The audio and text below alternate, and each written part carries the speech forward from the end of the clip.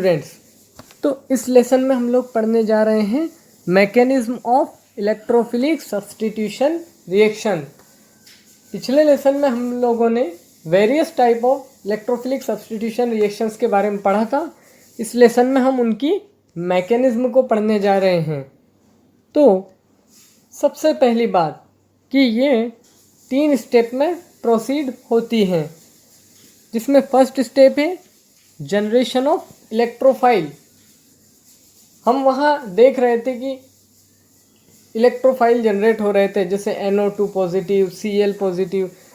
तो जब क्लोरीनेशन हम लोग करवा रहे थे तो वहाँ पर इलेक्ट्रोफाइल क्या होगा, Cl पॉजिटिव, क्योंकि वहाँ एक H हटके और Cl ही तो लग रहा था। एल्काइलेशन जब हम लोग करवा रहे थे तब R पॉजिटिव वहाँ पे इलेक्ट्रोफाइल जनरेट होगा।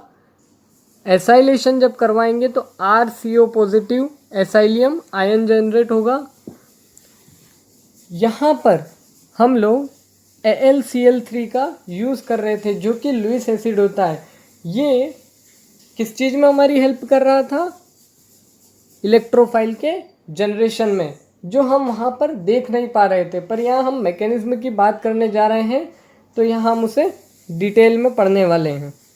जैसे क्लोरीनेशन की बात हम करें तो वहाँ पर हम Cl2 ले रहे थे और ये AlCl3 क्या कर रहा था, एक Cl को एक्सेप्ट कर रहा था, क्योंकि ये क्या है, लुईस एसिड है, और एक Cl को ये एक्सेप्ट करके, और AlCl4 नेगेटिव। अब ये क्या बन गया है, पहले एसिड था, अब ये Cl को एक्सेप्ट करने के बाद, Cl नेगेटिव को एक्सेप्ट करने के बाद ये क्या बन गया है, एक लुईस बेस बन गया है, यानी कि कॉन्जुगेट बेस बन गया है। ये किसका, इसका।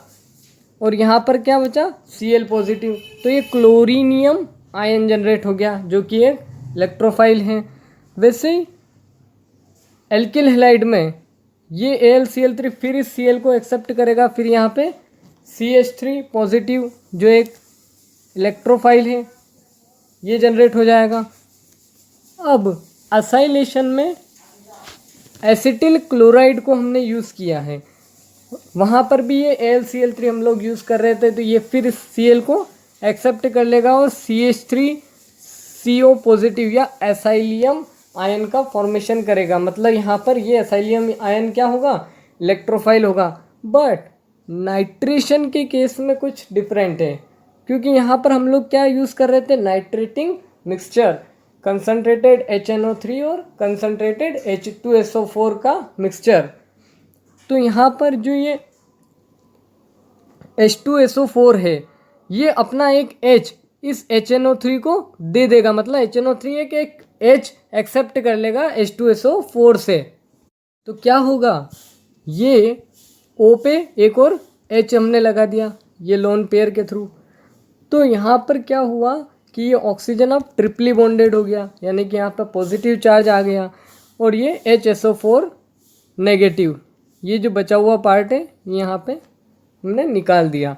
अब ये पॉजिटिव चार्ज के साथ ऑक्सीजन स्टेबल नहीं है, तो ये क्या करेगा, एक इलेक्ट्रॉन यहाँ से लेगा, ये इलेक्ट्रॉन्स यहाँ से ले लेगा।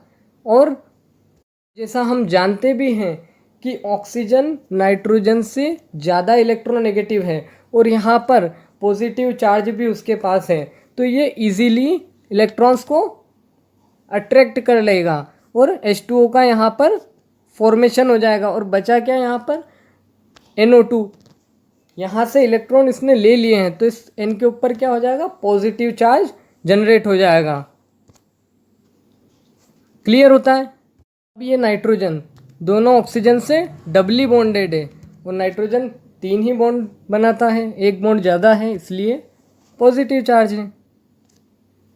आगे चलते हैं, तो अगली स्टेप है फॉर्मेशन ऑफ कार्बोकेटायन या एरिनियम आयन। ठीक है, तो यहाँ पर एरिनियम आयन हमने क्यों यूज़ किया, क्योंकि ये इनको अरीन्स भी बोलते हैं। ठीक है, एरोमेटिक हाइड्रोकार्बन्स को हम क्या बोलते हैं, अरीन्स और एरिन्स। और यहाँ पर पॉजिटिव चार्ज आएगा, जब हम कार्बोकेटायन जब यहाँ पे बनेगा तो पॉजिटिव चार्ज कार्बन पे आएगा, और पॉजिटिव चार्ज के लिए हम क्या सफिक्स यूज़ करते हैं, EM, तो यहाँ पर क्या हुआ, एरिनियम आयन हो गया।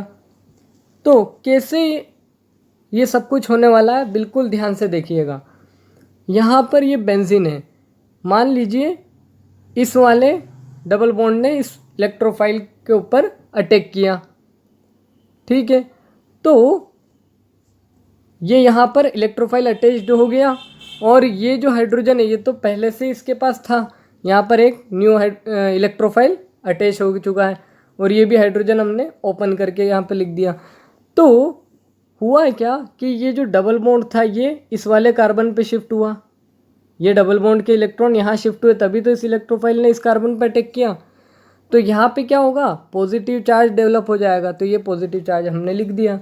अब यहाँ अगर कार्बन को देखें तो यहाँ पे कार्बन 1 2 3 और कार्बन को देखेंगे तो यहाँ पर कार्बन 1 2 3 और 4 बॉन्ड पेयर हैं उसके पास, मतलब ये कार्बन कैसा हो जाएगा, sp3 हाइब्रिडाइज्ड कार्बन। और sp3 हाइब्रिडाइज्ड होने के कारण यहाँ पर जो ये लोन पेयर हैं, सॉरी पाई इलेक्ट्रॉन्स हैं, ये डीलोकलाइज्ड नहीं होंगे, क्योंकि sp3 कार्बन क्या कर देता है, डीलोकलाइजेशन को हिंडर कर देता है। और sp3 हाइब्रिडाइज्ड कार्बन है, इसलिए ये क्या हो गया, अब नॉन प्लेनर हो गया, और नॉन प्लेनर हो जाने के कारण अब ये नॉन एरोमेटिक हो जाएगा।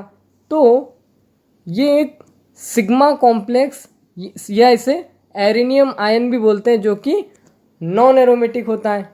नॉन एरोमेटिक चीज़ क्लियर हो गई है सभी को, sp3 हाइब्रिडाइज्ड कार्बन होने के कारण, ठीक है। अब ये इसकी रेजोनेटिंग, ये जो प्लस चार्ज यहाँ पर आया है इसको स्टेबलाइज कैसे ये करेगा, तो यहाँ पे क्या होगा, रेजोनेंस में जाएगा, ये वाला डबल बॉन्ड यहाँ पर गया, तब यहाँ पॉजिटिव चार्ज आया, अब यहाँ वाले को इस वाले डबल बॉन्ड ने हटाया तो फिर यहाँ पर पॉजिटिव चार्ज आ गया, पर ये यहाँ पर डीलोकलाइज नहीं हो पाएगा क्योंकि यहाँ sp3 हाइब्रिडाइज्ड कार्बन आ चुका है। तो इसलिए हम ये जो डॉटेड लाइन यहाँ रिप्रेजेंट कर रहे हैं ये इतना ही रिप्रेजेंट करते हैं और इस वाले कार्बन को छोड़ देते हैं।